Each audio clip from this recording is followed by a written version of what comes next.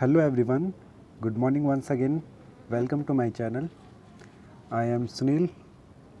So friends, आज मैं दोबारा लेके आया हूँ TGT SST सोशल साइंस का जो पेपर हुआ था यूपी एजुकेशन बोर्ड ने जिसे लिया था आयोग ने, उसका पॉलिटिकल साइंस सेक्शन का पार्ट लेके आया हूँ.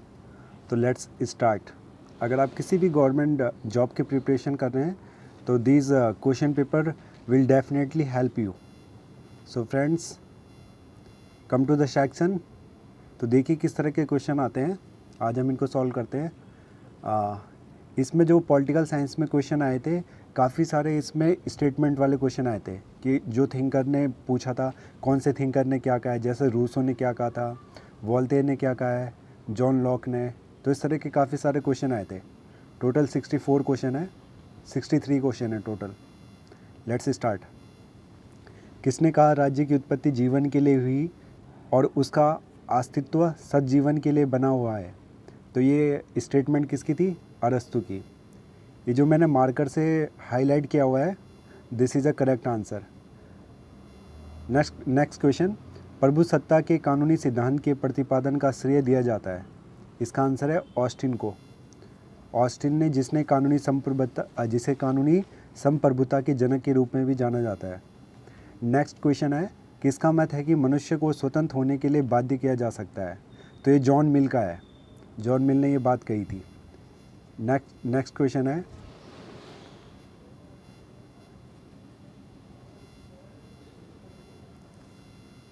भारत में रह रहा एक ब्रिटिश नागरिक किस अधिकार का दावा नहीं कर सकता. तो जो फॉरेनर हैं जो इंडिया में रहते हैं, उनको किसकी freedom of trade and profession, इसकी उनको ये प्रोवाइड नहीं किया जा सकता. बाकी वो सारे के सारे राइट उनके लिए भी है, इक्वल है. नेक्स्ट क्वेश्चन है, निम्नलिखित में कौन सी संसद की सबसे बड़ी समिति है. द आंसर इज प्राक्कलन समिति, द कमेटी ऑफ एस्टिमेट. तो इसमें 30 मेंबर होते हैं फ्रेंड्स लोकसभा के.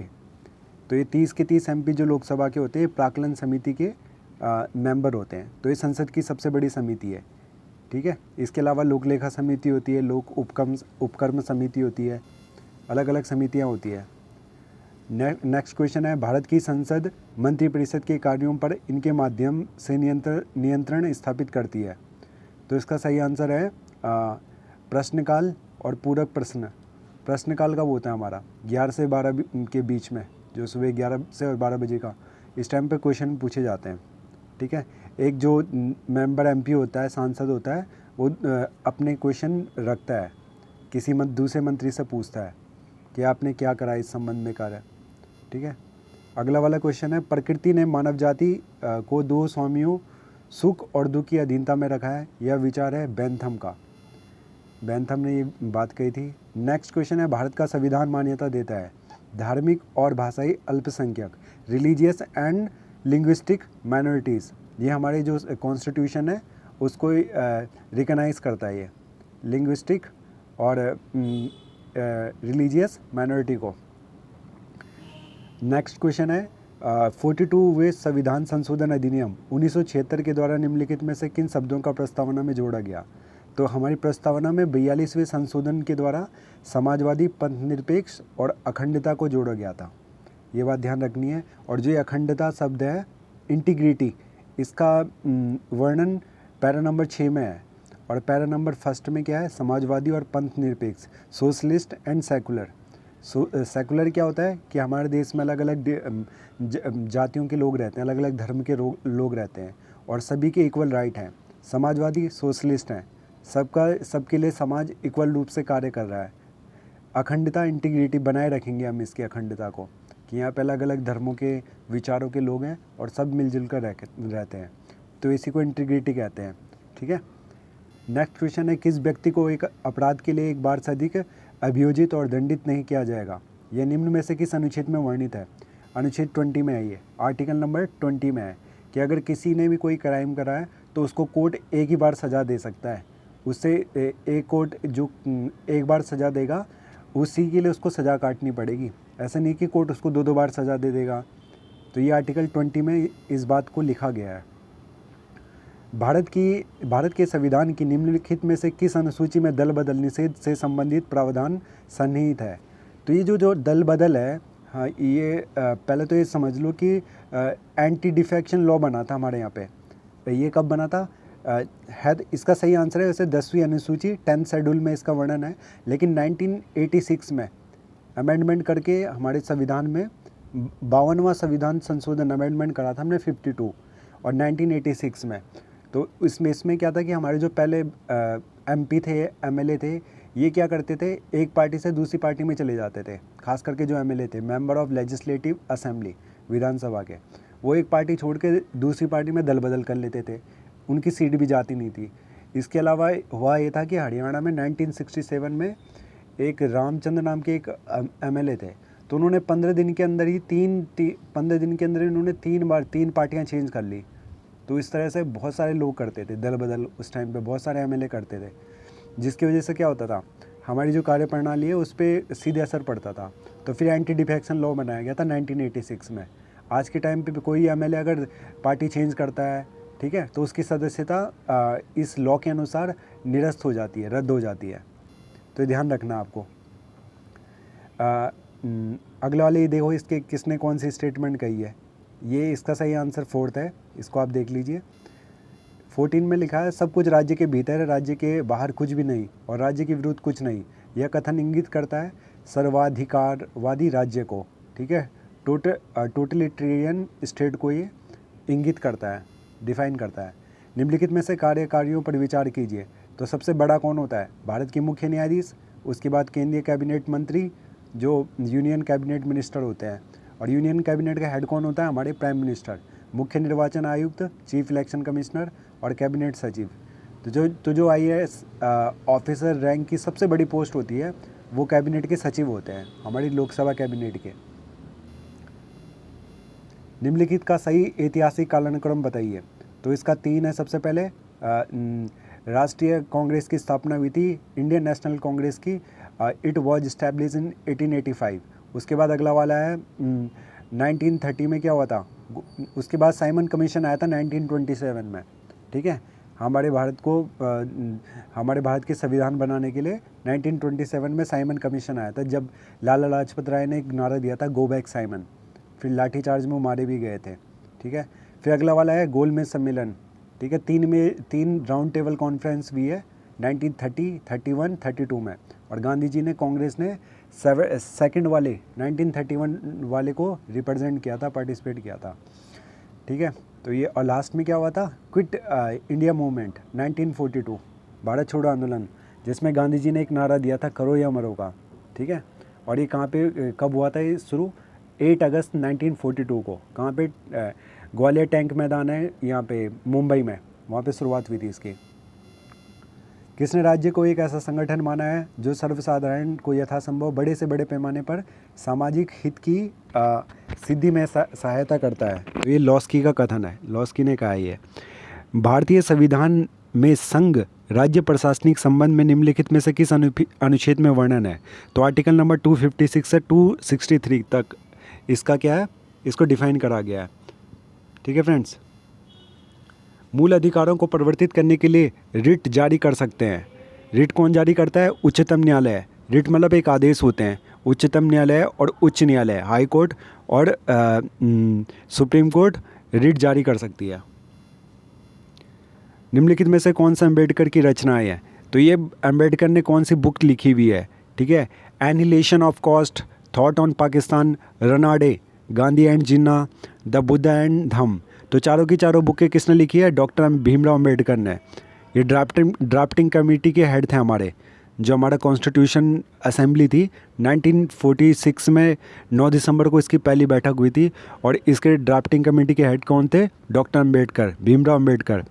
हमारे इंडिया में जितने भी हमारे फ्रीडम फाइटर रहे, उनमें सबसे ज़्यादा पढ़े लिखों में से एक थे ये, डॉक्टर भीमराव अम्बेडकर। यह किसका कथन है कि द्विसदनात्मक विधायिका ऐसी संसद है जो अपने ही विरुद्ध विभाजित होती है? तो ये ब्राइस का कथन है, ब्राइस का, ठीक है। द्विसदनात्मक विधायिका कौन कौन सी है हमारी? एक तो हमारी विधान परिषद है, और एक हमारी क्या है, बाई कैमरल है ना, और एक विधान परिषद, एक विधानसभा है। इसके अलावा लोकसभा और राज्यसभा, केंद्रीय स्तर पर लोकसभा एंड राज्यसभा। लोकसभा को लोअर हाउस भी कहते हैं और राज्यसभा को अपर हाउस कहते हैं, अपर चैम्बर एंड लोअर चैम्बर। इस तरह से जो विधान परिषद है वो सिर्फ 6 राज्यों में भारत में है। कहाँ कहाँ पे है ये? जम्मू कश्मीर में, तुम्हारे उत्तर प्रदेश में, महाराष्ट्र में, बिहार में, आंध्र प्रदेश में और तेलंगाना में और कर्नाटक में। पहले अभी हाल फिलहाल में जम्मू कश्मीर में नहीं है। राज्य के आवश्यक तत्व हैं भूभाग, जनसंख्या, सरकार और संप्रभुता, territory, population, government and sovereignty. अगर किसी राज्य किसको कहते हैं तो ये साफ साफ लिखा हुआ है, ये साफ साफ है पॉलिटिकल साइंस में कि राज्य है क्या आखिर। तो ये राज्य जिसके एक अपना निश्चित टेरिटरी होगी, एक एरिया होगा। जैसे इंडिया का अपना एरिया है, 32 लाख स्क्वायर किलोमीटर में फैला हुआ है इंडिया। यहाँ की एक पॉपुलेशन है, निश्चित पॉपुलेशन है इंडिया की। हाल फिलहाल में हमारी इंडिया की पॉपुलेशन है 137 करोड़, 137 करोड़ के आसपास। और यहाँ की सरकार है, गवर्नमेंट है हमारे यहाँ पे, सेंट्रल गवर्नमेंट और स्टेट गवर्नमेंट, ठीक है। संघवाद है यहाँ पे, फेडरलिज्म है और सोवर्निटी है, संप्रभुता है, ठीक है। हम सब के अपने विचार हैं, स्वतंत्रता है, ये सारी की सारी सोवर्निटी के अंदर आती है। तो इसी को ही राज्य कहा जाता है, ठीक है। अगर ये चारों की चारों चीज़ें हैं तो वो राज्य कहलाता है। क्वेश्चन नंबर 24, निम्नलिखित में से कौन सा लोकतंत्र को एक सिद्धांत कार नहीं है? तो EW नीट से हैं, इन्होंने लोकतंत्र की बात नहीं कही है। बाकी रूसो, जेम्स मिल और टाकविले ने सब ने किसकी बात करी है? लोकतंत्र की। आर्टिकल 352 में भारतीय संविधान के किस संविधान संशोधन अधिनियम के द्वारा आंतरिक अशांति के स्थान पर सशस्त्र विद्रोह का शब्द का प्रयोग हुआ? तो 44वां संविधान संशोधन अधिनियम जो लेके आया गया था, इसमें जो ये कब लाया गया था? 1976 में लाया गया था। ये शायद इसको देखना पड़ेगा, पर उसी टाइम पे लाया गया था। मोरारजी देसाई की सरकार लेके आई थी इसको, इंदिरा गांधी के बाद, जब इंदिरा गांधी ने इमरजेंसी लगा दी थी, आपातकाल 1975 में जून में, ठीक है। तो उसके बाद इसको बाद में लेके डिफ़ाइन कराया गया था कि ये जो हमारी नेशनल इमरजेंसी है उसमें इस बात का वर्णन है 352 आर्टिकल नंबर 352 में कि नेशनल इमरजेंसी लगाई कब जाएगी। तो अब जो यहाँ पे सशस्त्र विद्रोह शब्द का प्रयोग किया गया है, किसके बदले में? आंतरिक अशांति के बदले में, ठीक है। इंटरनल डिस्टर्बेंस जो था उसके स्थान पर अब आर्म्ड रेबेलियन वर्ड का यूज़ किया गया है। और आर्टिकल नंबर 356 में किसका है? प्रेसिडेंट रूल का, राष्ट्रपति शासन का। और आर्टिकल नंबर 360 में किसका वर्णन है? आर्टिकल 300 अनुच्छेद 360 वर्णन करता है ये आर्थिक आपातकाल, जब हमारे देश में आर्थिक संकट आ जाएगा। अभी तक एक भी बार ऐसा हमारे देश में नहीं हुआ है दोस्तों, लेकिन ये जो आर्टिकल नंबर 352 है, राष्ट्रीय इमरजेंसी एक बार तो चाइना वॉर के टाइम पे लगी थी, एक बार पाकिस्तान वॉर के टाइम पे, एक बार इंडिया बांग्लादेश के टाइम पे, तो 3-4 बार ये लग चुकी है। क्वेश्चन नंबर 26 पे चलते हैं।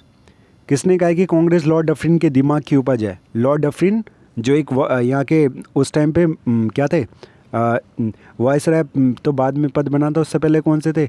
यहाँ के जनरल थे जो यहाँ पे, ठीक है। तो ये लाला लाजपत राय ने कहा था, ठीक है। लाल बाल पाल की टिकड़ी है ना, लाला लाजपत राय, विपिन चंद्र पॉल और बाल गंगाधर तिलक।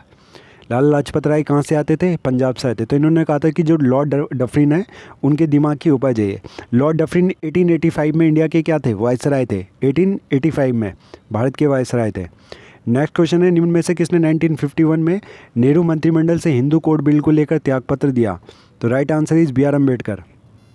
नेक्स्ट क्वेश्चन है, संविधान का कौन सा अनुच्छेद यह व्यवस्था देता है कि प्राथमिक शिक्षा के स्तर पर मातृभाषा में निर्देश देने की समुचित सुविधा प्रदान करना प्रत्येक राज्य का प्रयत्न होना चाहिए? तो अनुच्छेद नंबर 350 है। हाल फिलहाल में हमारे यहाँ पे 439 अनुच्छेद है। 439 मतलब 448 इतने आर्टिकल हैं। और जिस टाइम पे हमारा संविधान बना था 1950 में, तो उस टाइम पे टोटल आर्टिकल थे 395। क्वेश्चन नंबर 30 है, वैध संप्रभुत्व वह निश्चित सत्ता है जो राज्य के सर्वोच्च आदर्शों को वैध रूप में व्यक्त कर सके। वह सत्ता जो दैवीय कानून, नैतिक सिद्धांतों, जनमत की उपेक्षा कर सके। यह परिभाषा किसने दी है? बारकर ने दी है, बारकर ने। ये विद्वानों के आगे, विद्वानों की किसने क्या कहा था? तो ए का पहला, बी का दूसरा, ये वाला है। देखो, थ्रेसिमैक्स ने न्याय शक्तिशाली का बात करा है। माओ तेस्तुंग जो डी ऑप्शन में है, इसने शक्ति बंदूक की नली से निकलती है। ये इन्होंने कहाँ को रिप्रेजेंट करा था? कहाँ को इन्होंने आज़ादी दिलाई थी? चाइना को। बोंदा और TH ग्रेन की भी उनके आगे हैं। क्वेश्चन नंबर 32, किसने कहा स्वतंत्रता अति शासन की विरोधी है? तो सीले का कथन है। नौकरशाही शब्द का सर्वप्रथम प्रयोग किसने किया है? विंसेंट डी गोर ने। ब्यूरोक्रेसी, इंडिया में भी ब्यूरोक्रेसी है ना, जिनके द्वारा हमारे यहाँ पे एग्जीक्यूटिव बॉडी काम करती है, जो क्या है, जो नौकरशाही है, एक परमानेंट एग्जीक्यूटिव है, स्थायी कार्यपालिका है ये। जबकि जो हमारे यहाँ पे जो हमारे एमएलए हैं, एमपी हैं, जितने भी हमारे मिनिस्टर हैं, ये अनपरमानेंट हैं, ये 5 साल के लिए चुने जाते हैं, उसके बाद चेंज हो जाते हैं। लेकिन अगर आप सिविल सर्विस परीक्षाओं के द्वारा, ठीक है, संघीय सेवाओं के द्वारा चुने जाते हो, तो आप लाइफ टाइम, जब तक आप सेवानिवृत्त नहीं होगे, तब तक आपको कार्य करने का मौका मिलेगा। तो उनको ही नौकरशाह कहा जाता है। अगला क्वेश्चन, निम्नलिखित में से कौन सा भारतीय के संविधान का भी रक्षक है? तो हमारे संविधान को कौन वो करता है, कस्टडियन कौन है उसका? तो भारत का सर्वोच्च न्यायालय, सुप्रीम कोर्ट। और इंडिया में सुप्रीम कोर्ट कहाँ पे है? दिल्ली में, न्यू दिल्ली में सुप्रीम कोर्ट है। और टोटल हाई कोर्ट कितनी है इंडिया में? 25 हाई कोर्ट है अभी हाल फिलहाल में, 25 हाई कोर्ट इंडिया में। स्टेट कितने टोटल? 28। यूनियन टेरिटरी भी कितनी है? 28। निम्नलिखित में से किसने मताधिकार के लिए योग्यता का समर्थन किया है? तो जेम बेंथम है ये। जे बेंथम ने मताधिकार के लिए योग्यता का समर्थन किया है। किसने लिखा कि एक संतुष्ट सुअर की अपेक्षा एक असंतुष्ट सुकरात होना का ही अच्छा है? तो ये मिल का कथन है। ये किसका कथन है? मिल का कथन है। चलिए आगे चलते हैं। निम्नलिखित वक्तव्यों पर ध्यान दीजिए। तो इसमें ना ही 2 और ना ही 3। प्रधानमंत्री सिविल सेवा बोर्ड का पदेन अध्यक्ष होता है, और ना 1 ना 2 भारत संघ की कार्यपालिका शक्तियों में प्रधानमंत्री निहित है। ठीक है, अगला वाला देखो 38। इसके मैंने देख लिया, ये बुक किसने लिखी है? विपिन चंद्र पॉल ने कौन सी बुक लिखी है? इन्होंने लिखी है the soul of India, the soul of India. B R Ambedkar ने कौन सी लिखी है? बी आर अम्बेडकर ने लिखी है ए का सी, दूसरे का D, thoughts on linguistic states. M K Gandhi ने तो हिंद स्वराज, सबको पता है, हिंद स्वराज। और बी जी तिलक ने गीता रहस्य, बाल गंगाधर तिलक ने। पूना समझौता कब उस पर सिग्नेचर हुए थे? 1932 में, गांधी जी और अम्बेडकर के बीच में। लेकिन गांधी की तरफ से मदन मोहन मालवीय ने सिग्नेचर किए थे पूना पैक्ट। जो पूना पैक्ट किस लिए हो था कि जो ये बी आर अम्बेडकर थे, ये चाहते थे कि जो दलित लोग हैं, SC ST वर्ग हैं, इनके लिए प्रांतों में अलग ऐसी रिजर्वेशन सीटें हो जाएं जो सिर्फ उन्हीं के लिए हों। तो गांधी जी इसके बिल्कुल विरुद्ध थे। गांधी जी ने कहा इससे देश बढ़ जाएगा। किस में बढ़ जाएगा? प्रांतों में। और किस आधार पर? ये जो हमारी कैटेगरी है ना, SC ST, इनके आधार पर, जाति समूह के आधार पर देश बढ़ जाएगा। तो इसके बिल्कुल विरोध थे। तो बाद में इसमें गांधी जी ने अनशन किया था, बाद में फिर इन पे हस्ताक्षर हुए थे। किसमें? पूना पैक्ट में। बी आर अम्बेडकर भी मान गए थे और गांधी जी भी, कि अब ऐसी बात नहीं होगी, हम उसके लिए डिमांड नहीं करते। किस चीज़ के लिए? जिनकी चीज़ के लिए इन्होंने कहा था कि वो रिजर्व करनी है सीटें SC ST के लिए। निम्न उपागमों में से किस एक उपागम की 2 मुख्य मांगे थी? उत्तर व्यवहारवाद है, इसका आंसर है पोस्ट बिहेवियरिज्म। 41 है, निम्नलिखित में से कौन एक बहुलवादी विचारक नहीं है? John Austin. परंपरायपन की संकल्पना कार्ल मार्क्स ने अपनी किस पुस्तक में दी है? The economic and philosophical manuscript of 1845। Karl Marx, जिन्होंने किसकी बात कही है? इन्होंने, जिन्होंने मजदूरों के लिए बात करी है, जिन्होंने श्रमिकों के लिए बात करी है। ठीक है, कार्ल मार्क्स जर्मनी के थे ये। दास कैपिटल इनकी एक बहुत फेमस पुस्तक है। 43, क्षमा आदि की कुछ मामलों में दंडादेश के निलंबन, परिहार या लघुकरण की राज्यपाल की शक्ति भारतीय संविधान के निम्न में आर्टिकल नंबर 161 में है। 161 में, ठीक है। इस आर्टिकल के तहत कोई जो अपराधी है उसको राज्यपाल और राष्ट्रपति क्या कर देते हैं? क्षमा कर देते हैं। वो उनके विवेक पर आधारित है, वो अपने विवेक से निर्णय लेते हैं। या उनकी क्षमा को, उनकी जो उनको जो क्या दी गई, सज़ा दी गई है, उसको कम कर देते हैं। क्वेश्चन नंबर 44 है, भारत की संप्रभुता, एकता और अखंडता को धारित और रक्षित करना यह प्रावधान है, ये मूल कर्तव्यों में लिखा गया है। ठीक है, जो हमारे फंडामेंटल ड्यूटीज़ है, हमारे fundamental duties article number 51A में क्या है? रिकॉग्नाइज है, वहाँ पे दिए गए हैं वो मूल कर्तव्य जो हमारे फंडामेंटल ड्यूटीज़ है। जैसे हमें संविधान का पालन करना है, ठीक है, हमें अपने देश की अखंडता को बनाए रखना है, हमें सभी धर्मों को रिस्पेक्ट करनी है। तो ये फंडामेंटल ड्यूटीज़ है, हमारी मूल कर्तव्य है। क्वेश्चन नंबर 41, भारतीय संविधान के अनुच्छेद 263 के अनुसार एक अंतर्राज्यीय परिषद की स्थापना निम्न में से किसके द्वारा की जाती है? तो संसद जो होती है, द पार्लियामेंट के द्वारा इसकी स्थापना की जाती है। और पार्लियामेंट में दोनों हाउस, लोकसभा और राज्यसभा मिलकर इसमें बिल बनाकर पास करते हैं बहुमत से। भारतीय संविधान के किस अनुच्छेद हो गया ये? निम्नलिखित में से किस चिंतक ने कहा था कि राज्य व्यक्ति का वृत्त रूप है? ये प्लेटो ने कहा था। ठीक है, प्लेटो राजनीतिक विज्ञान के क्या कहा जाता है इनको? फादर कहा जाता है, प्लेटो। निम्नलिखित में से किस विचारक के अनुसार प्राकृतिक अवस्था मनुष्य बुद्धि या तर्क वितर्क के बजाय भावनाओं से संचालित था? ये रूसो का कथन है। भारतीय संविधान के किस अनुच्छेद में यह वर्णित है कि ग्राम सभा ग्राम स्तर पर ऐसी शक्तियों का प्रयोग और ऐसे कृत्यों का पालन कर सकेगी जो किसी राज्य के विधानमंडल द्वारा विधि द्वारा उपबंधित किए जाए? यह आर्टिकल नंबर 243 ए में 243 का में वर्णित है। दिए गए भारतीय अधिनियम में किस अधिनियम द्वारा भारतीय प्रांतों में द्वैध शासन, ठीक है, डायरकी का प्रोविज़न लाया गया था? स्थापना की गई थी तो 1919 में। ठीक है, 1919 में जो भारत शासन अधिनियम है उसके द्वारा द्वैध शासन लिया गया था यहाँ पे प्रांतों में। प्रिंसली स्टेट भी काम कर रहे थे और एक तरफ जो इंग्लिश गवर्नमेंट है वो भी काम कर रही थी। 1963 में लोकपाल शब्द का प्रतिपादन सर्वप्रथम किसने किया था? तो LM सिंघवी, ये इनका सही आंसर है। चौधरी चरण सिंह, ये एक हमारे भारत के प्रधानमंत्री, ऐसे प्रधानमंत्री हैं, ठीक है, जो एक बार भी लोकसभा नहीं गए अपने कार्यकाल में प्रधानमंत्री रहते हुए। खुद लोकसभा इन्होंने देखी नहीं, एक बार भी संसद नहीं गए। मोरारजी देसाई, जिन्होंने समाजवाद की बात करी थी। ज्योति बासु और ML सिंह इसका आंसर है। राष्ट्रीय विकास परिषद के गठन में निम्नलिखित कौन कौन सम्मिलित है? प्रधानमंत्री इसमें सम्मिलित होता है, बिल्कुल सही है। वित्त आयोग का अध्यक्ष केंद्रीय कैबिनेट के मंत्री होते हैं, बिल्कुल शामिल है। राज्यों के मुख्यमंत्री, इसमें वित्त आयोग का अध्यक्ष नहीं होते और बाकी प्रधानमंत्री और कैबिनेट मंत्री और राज्यों के मुख्यमंत्री तीनों सम्मिलित होते हैं राष्ट्रीय विकास परिषद में। ठीक है, नेशनल डेवलपमेंट काउंसिल में। निम्नलिखित में से यह किसका वक्तव्य है? संप्रभुता नागरिकताओं और प्रजननों के ऊपर विधि द्वारा अमर्यादित राज्य की सर्वोच्च शक्ति है।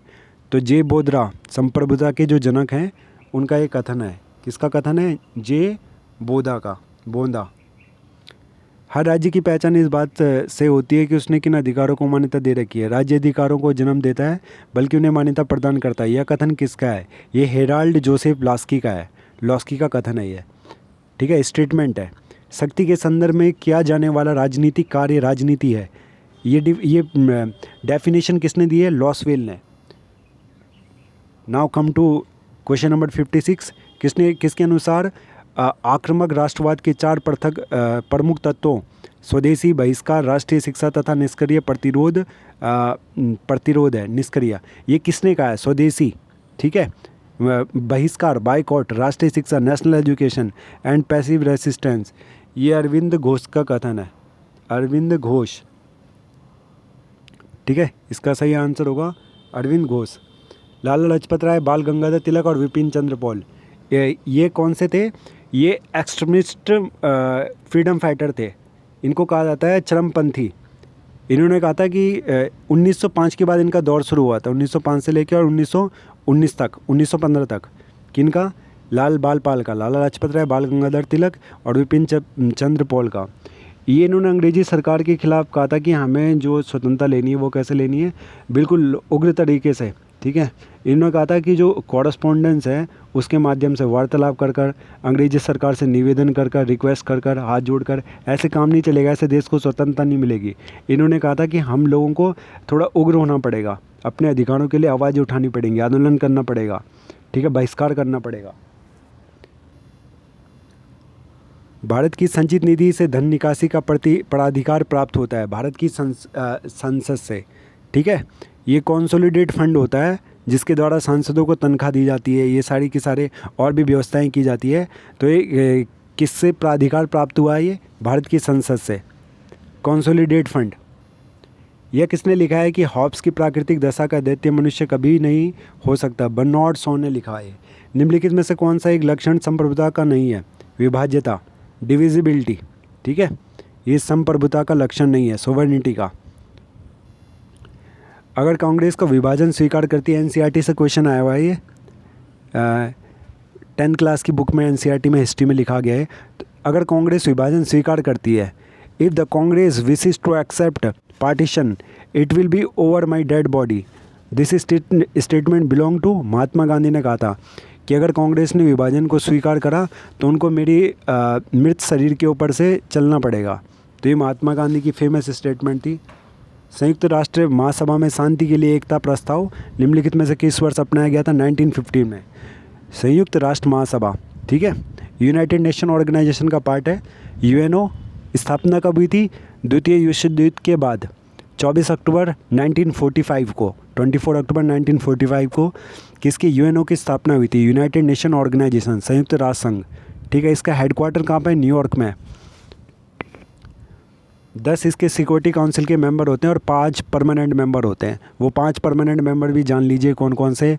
एक तो अपना चाइना है, अपना पड़ोसी देश, ठीक है। एक तुम्हारा अमेरिका है, एक रशिया है, एक तुम्हारा फ्रांस है और एक UK है, यूनाइटेड किंगडम। ये 5 है, ठीक है। ये वीटो पावर की इनके पास क्या है? शक्ति है वीटो की। संयुक्त राष्ट्र महासभा में ये हो गया क्वेश्चन। 62 है, निम्नलिखित में से कौन सा सही सुमेलित है? तो ये जो नाजीवाद है, नाजीवाद फ्रांस में नहीं हुआ था, नाजीवाद जर्मनी में हुआ था हिटलर के टाइम पे। गिल्ड समाजवाद ये जर्मनी का नहीं है। फांसीवाद बिल्कुल सही है, ये मुसोलिनी जो थे वो लेके आए थे इसको, फांसीवाद को, इटली में, ठीक है, फासिज्म को। फेबिनियमवाद सोवियत संघ में नहीं हुआ, ये वेस्टर्न ये फेबिनिज्म जिसमें महिलाओं की बात करी गई है, ये तुम्हारा यूरोप में हुआ है स्टार्ट। तो इसका सही आंसर होगा फासिज्म इटली में। मुसोलिनी ने ये बात करी है, मुसोलिनी की विचारधारा थी है, ठीक है। और मुसोलिनी ने किसको सपोर्ट करा था? वर्ल्ड वॉर सेकेंड में हिटलर को, ठीक है। ये राज्य को बढ़ाना चाहते थे, ठीक है, अपने स्टेट को बढ़ाने के लिए इन्होंने क्या करे थे? वर्ल्ड वॉर लड़े थे। द मॉडर्न स्टेट नामक पुस्तक के लेखक कौन है? तो इसका सही आंसर है R.M. मैकआइवर। तो फ्रेंड्स इस तरह के क्वेश्चन आए गए थे। आयोग ने जो यूपी में टीचर की रिक्रूटमेंट करता है उस आयोग ने इस तरह के क्वेश्चन लिए थे। तो देख लीजिए ये क्वेश्चन अभी आने वाले एग्ज़ाम में आपको हेल्प करेंगे। तो अगर कहीं पे कोई गलती हो तो उसके लिए very really sorry and please like my channel, share, comment करिए और बताइए कि कैसे और इम्प्रूवमेंट करनी चाहिए मुझे अपनी वीडियो में। So thank you.